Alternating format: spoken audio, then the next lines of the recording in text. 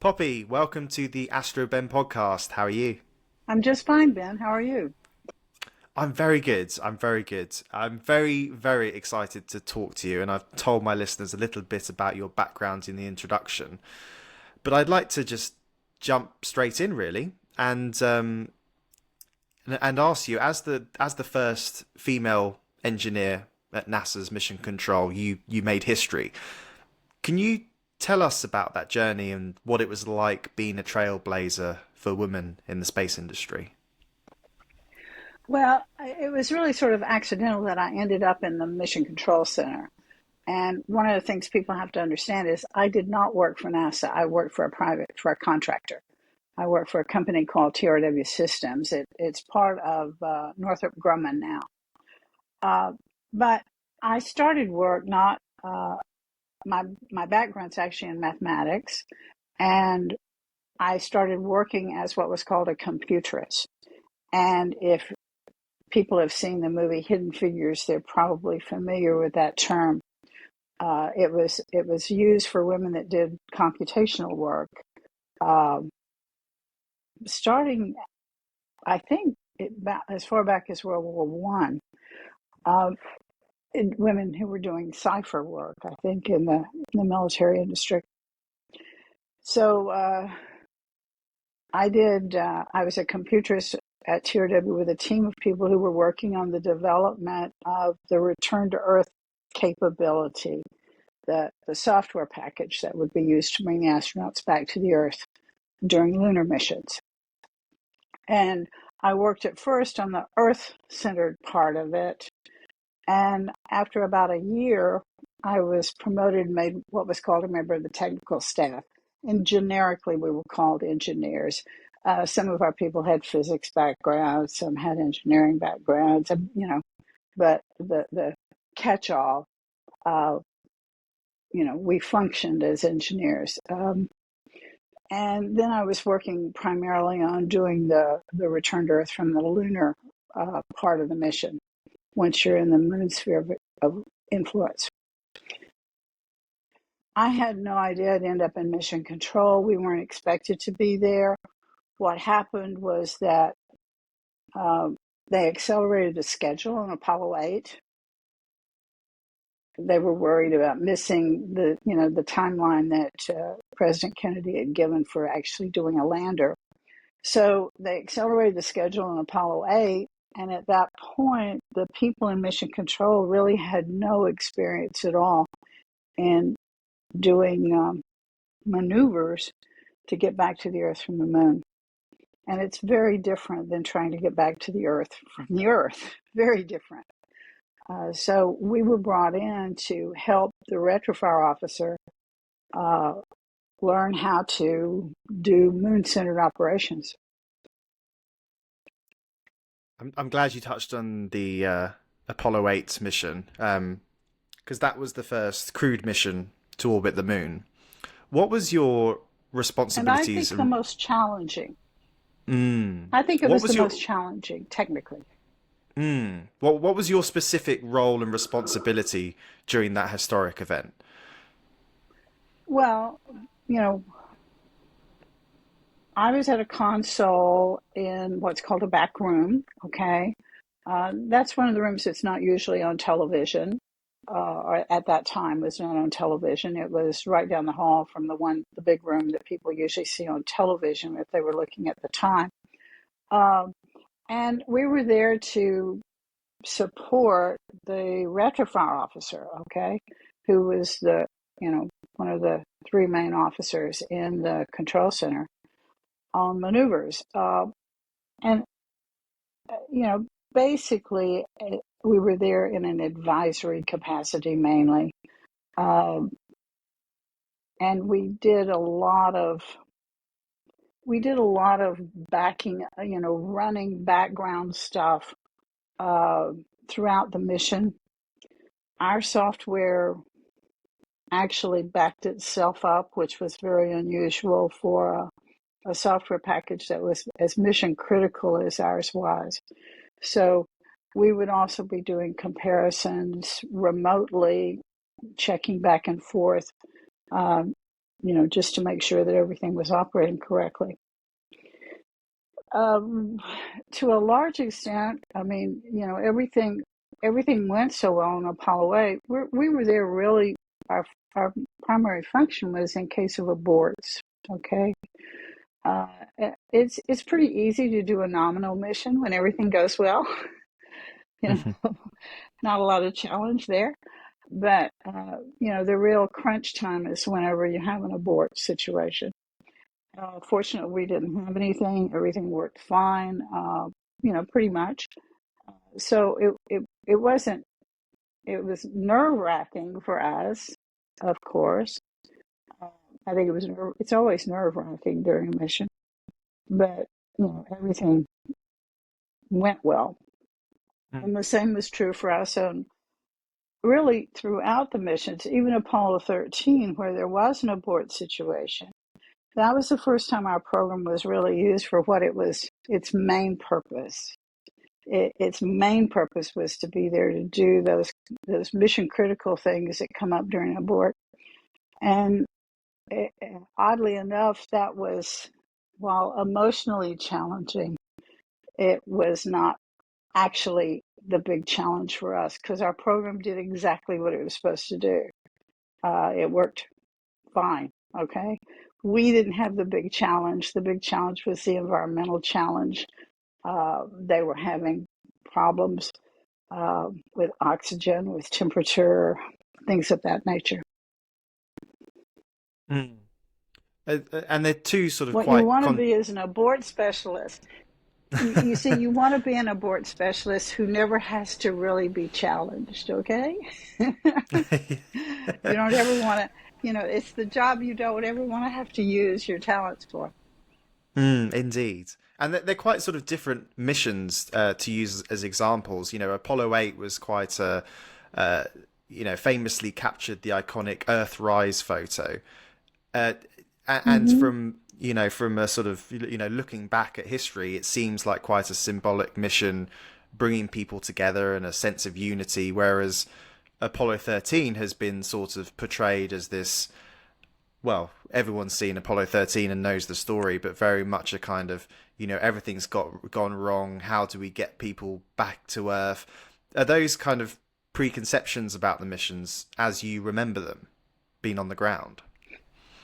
Well, you know, I thought to me, Apollo 8, and I think to many other people as well, that Apollo 8 was the most challenging mission in terms of the mission design, okay? What was planned was the most challenging in the sense that we had more hardware that really had not been tested in that kind of environment. We had all this software that really had not been tested in flight on a mission. I mean, we just had a whole lot of systems that really had not flown before. Um, so in that sense, and you're going into a whole different environment, coming out of doing Earth orbital operations into doing lunar orbital operations. So technically, it was extremely challenging because almost everything was pretty close to new. Okay. Um, of course, 11, you had the extra added thing of the actual landing, but up to the landing part, things had been tested out. But that was very exciting. Apollo 13 to me represented the most successful mission in an odd sort of way because it showed that we could respond to an emergency and get a crew back alive, okay, even in the most adverse of circumstances. So, we didn't land and it wasn't considered successful by the, checking off what it was that your plans were, but uh, anytime, you deal with an emergency, get your crew back alive, that's a big success. Absolutely.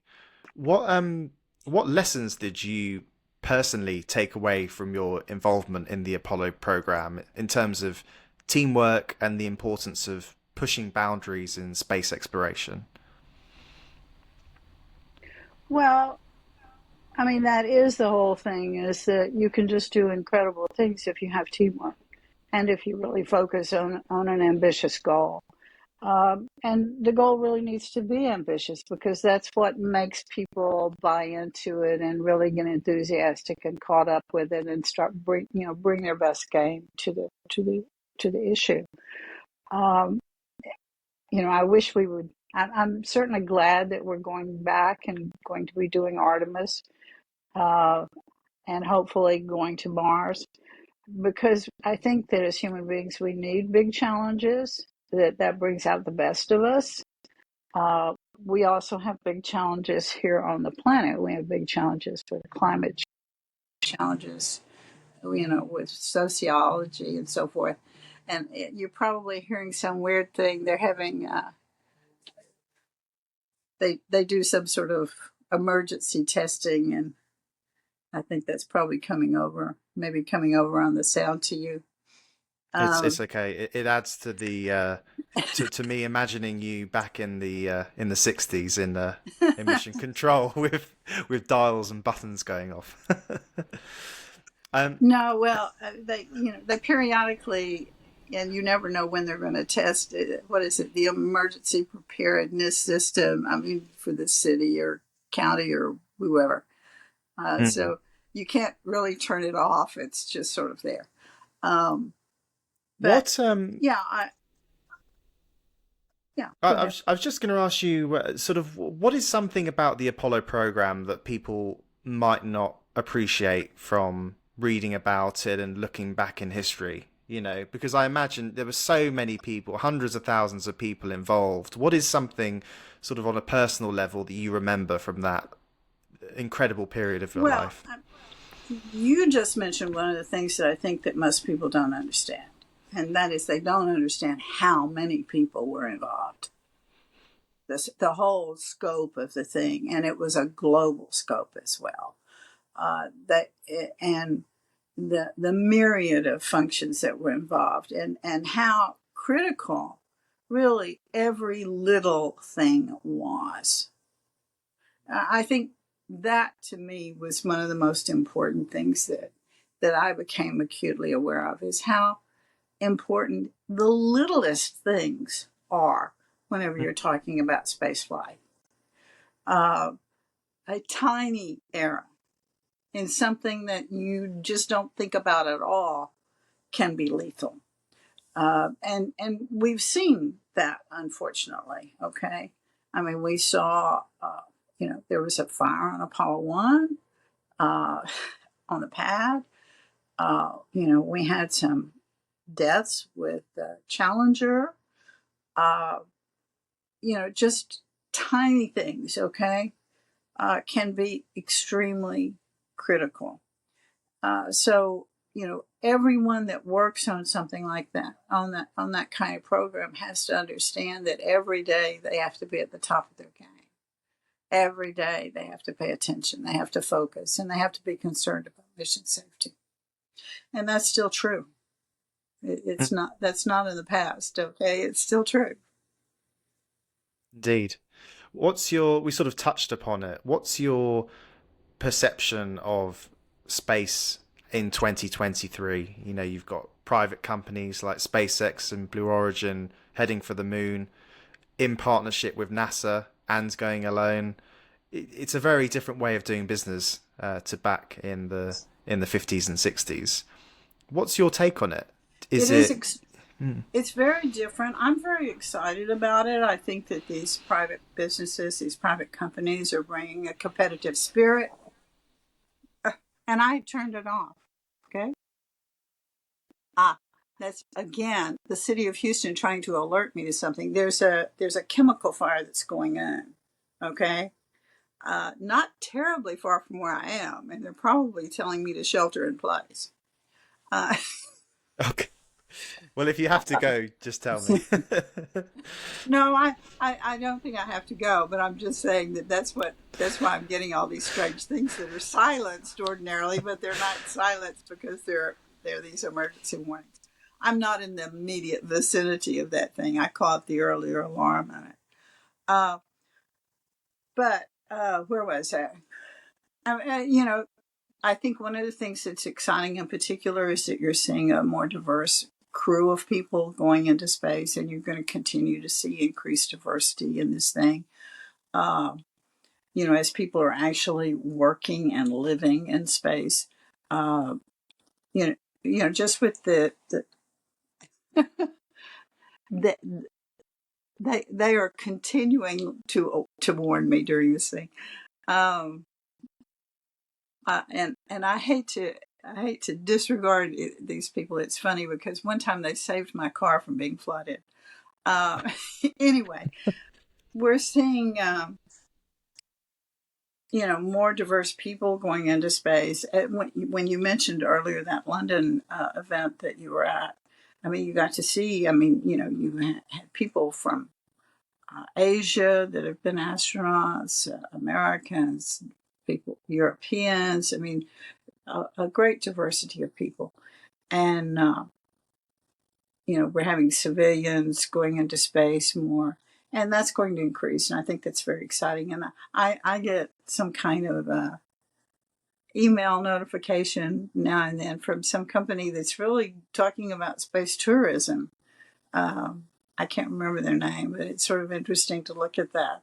That in a serious space, it's not just taking a little, 10-minute suborbital flight, but actual space tourism to, uh, um, a hotel and a space station. It is quite incredible.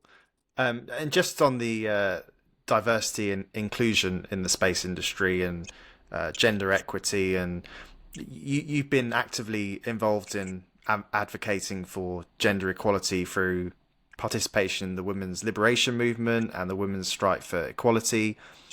How do you think the space industry has evolved in terms of inclusivity and opportunities for women over the years? Have you sort of seen the change in the most recent last 10 years, or do you think it's sort of been steadily improving over the last 5 decades? Well, I don't think it's been exactly steady. I think there's been leaps, okay, here and there. Slow moves and then leaps, and slow moves and then leaps. Uh, but it's so much better than it was when I was working out there. Uh, you know, I used to say there were more hooping cranes in Texas than there were women in engineering in that area. And I don't know, you probably don't know about hooping cranes. They're a Texas phenomena. They're an endangered species, and we have hardly any of them left in the world. Uh, it was very rare. I was at 2RW for several years before we even had the second woman who was a member of the technical staff. And I worked for a very progressive company. I worked for a company that was much more progressive than NASA itself was, um, and had, I think, considerably more opportunities because I worked for them than if I had worked for NASA itself. NASA at that time was very hidebound, was very out of the military model. Um, I mean, it was the right stuff, okay? It was, and that meant being white, it meant being male, it meant being coming out of the military. Um, and, you know, that was just the culture.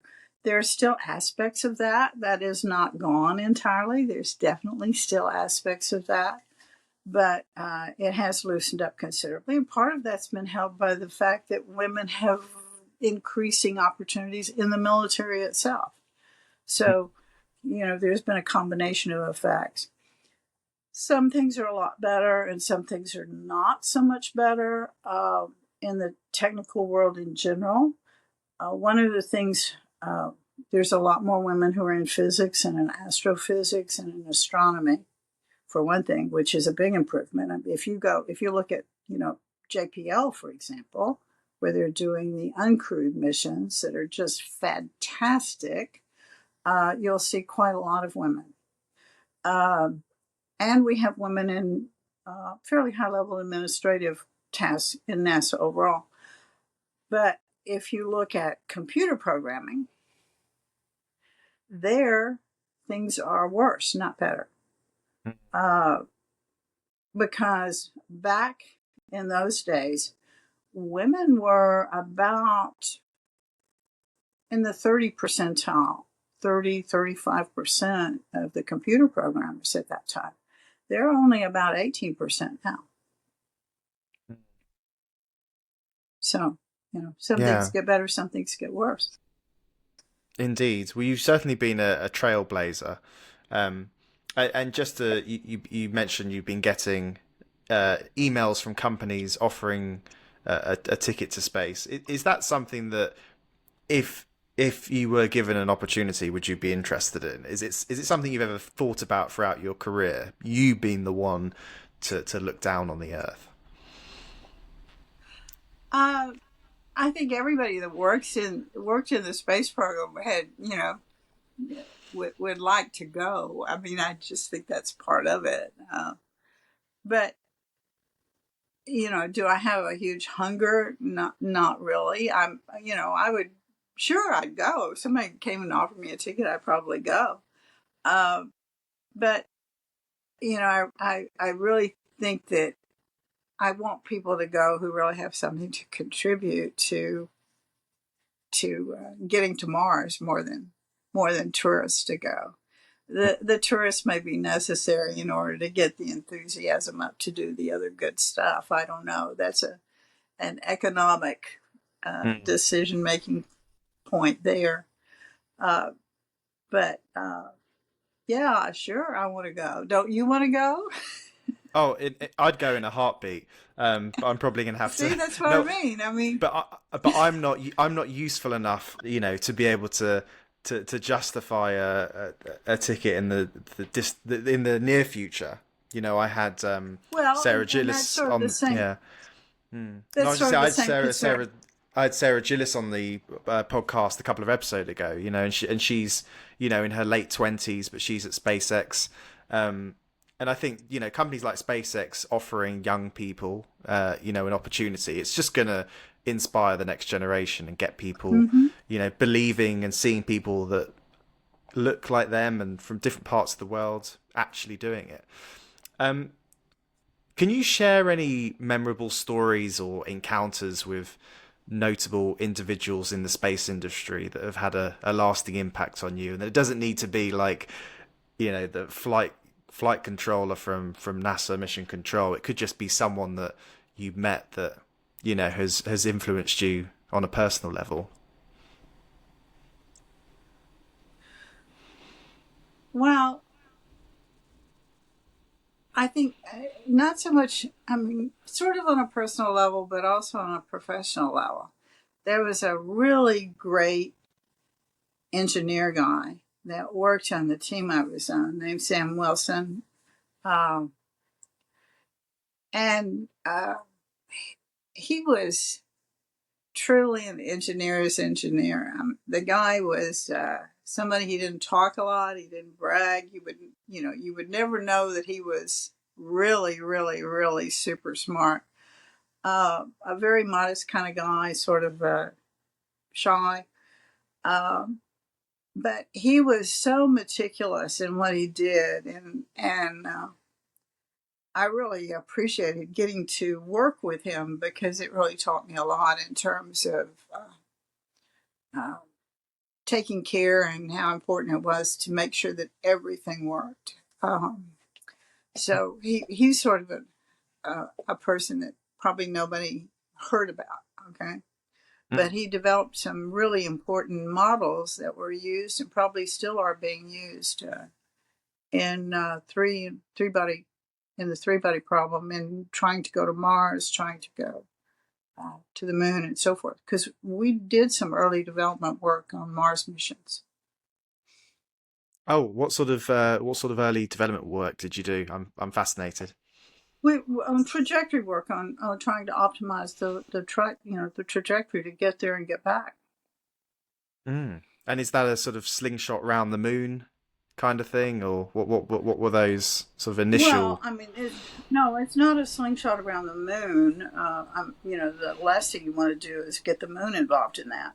Uh, you know, you got enough problems dealing with the Earth and the Sun and Mars in terms of gravitational things. You don't need a fourth body in there at all. You know, you have the fourth body in terms of the spacecraft. I mean, you've got the Earth's gravitational effect, you've got Mars' gravitational effect going on, you've got the sun, you've got the spacecraft.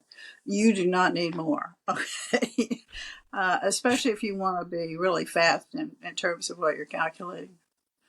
Mm. It was just doing what we did. You see, was what we worked on was we developed what were called analytic math models, which are really approximations. Because what you want to be able to do is you want to be able to calculate really fast, especially if you're doing aborts. Okay, because Mm. like for example, when they went behind the moon for the first time on Apollo 8, you have no communication with them. While they're behind the moon. When they come out from behind the moon, it takes a few minutes to acquire signal and to process that signal and to actually know what kind of path they're on. And they do all their major maneuvers while they're on the backside of the moon. That's the most efficient place to do them. So if something has gone wrong, you don't know until they come out, okay? And you get signal again. And at that point, you don't have a lot of time. If it's bad, you do not have much time to do a correction. So the big thing that we worked on was trying to do not to do a preprocessor, to do a first guess that was really highly accurate, very fast, so that you could compute very fast how to do an abort. The calculating process in order to go to Mars to really do a flyable trajectory, it's not a closed form solution. It's not like you have an equation or even a series of equations and you just solve it and you get an answer. You have to iterate and iterate and iterate and iterate in order to take account of all these gravitational pulls that are going on. And so we were working on the first gas for Mars missions. Mm. And How that's what Sam was working on in particular. it's fascinating, and I think technically and scientifically we will get to Mars. It may be in 5 years, 10 years. The timeline's a bit unsure, but we will get there technically. What broader societal impact will getting to Mars have? Do you think? Do you think it will have the same effect as the Apollo era, or will Mars capture the imagination of the world like it did when we got to the moon? I don't know whether it will or not. I think it will. Okay. I think that it will capture the imagination. I mean, for one thing, it historically has captured the imagination of science fiction readers for decades. The idea of actually going to another planet. Um, it's definitely a hostile environment. But I think the idea of being a spacefaring nation actually, not just a spacefaring nation, but a spacefaring species, okay?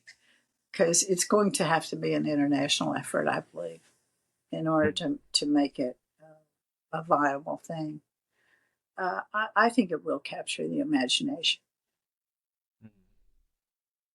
I think it would as well. Well, the Apollo missions were major milestones in space exploration.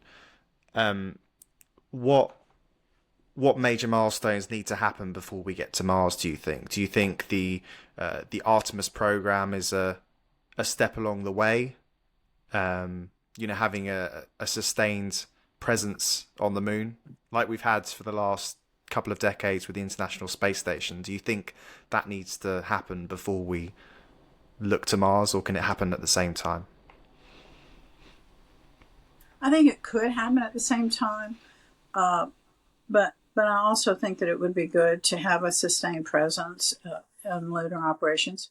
One of the really, really big things that we have to overcome is the hostility of the environment on the human body. If we're talking about human beings traveling to Mars, they're going to be gone a very long time, and you're not going to be able to just come home. Mm. Okay. On the space station, If they need to get somebody home for an emergency, they can get them home pretty quick. Okay, not instantly, but pretty quick. You're not talking about that when you talk about going to Mars. So, we have radiation issues on the human body. You have the adverse effects of weightlessness or reduced gravity on muscles and on bones. And there may be other things that we haven't thought of yet as well. If you're talking about being out there that far away for that long a period of time. So I think that having experience living in that kind of challenging environment, in a closer situation where you do have an ability to respond, would be a prudent idea so that you can improve your systems. Because as I said, what are you going to do if you have an emergency and they're on Mars? Indeed. In the meantime, we're developing all kinds of improved things, Our communication system is improving. We now have doctors that are sort of practicing medicine remotely, okay? So, there's other subsystems that are developing that will help in that. Other things that we think of as earthbound that will also help in terms of that. And also having, the development of AI, actually the explosion of AI that's going on right now is going to be a real boon, okay?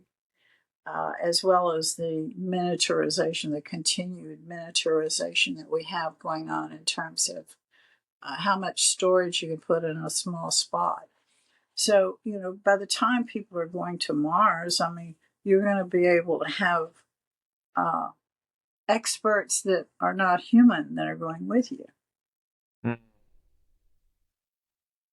It's a very good point. I see a lot of people being afraid, of AI and what changes it's going to wreck on the economy, for example. They have speculation about that. I think it's going to provide a lot of opportunity. I do think that it poses problems in terms of misuse, and we have to be smarter than the technology in terms of managing it. We haven't always indicated that we are smarter than the technology that we have, unfortunately. But it will offer opportunities that are just incalculable. As a trailblazer for women in the space industry, what message or advice do you give to women who are currently working or aspiring to work in the space industry? Well, I often say that, people ask me, did you have a mentor? And at that time, women didn't have mentors. I tend to say that, but now I've got a life coach, and her name is Miss Piggy. I don't know if you're familiar with Miss Piggy. Are you familiar with Miss Piggy? Yes, if you're referring to the character. Yes, Yeah. she's audacious. Yes, she's audacious, and she's confident. And that's one of the things that, so many women doubt themselves, and men do this too, okay? They get into imposter syndrome and so forth. And I like to tell people, Miss Piggy never suffered from imposter syndrome. And keep that in mind, she is a pig, okay, who is a diva, and she is not suffering from imposter syndrome. So, have some confidence in yourself and be audacious and keep your options open. I couldn't think of a better way to end the conversation, but thank you so much for everything you've done for the industry, and thank you for your contribution to the fantastic future of humanity in space. Well, it's great to meet you.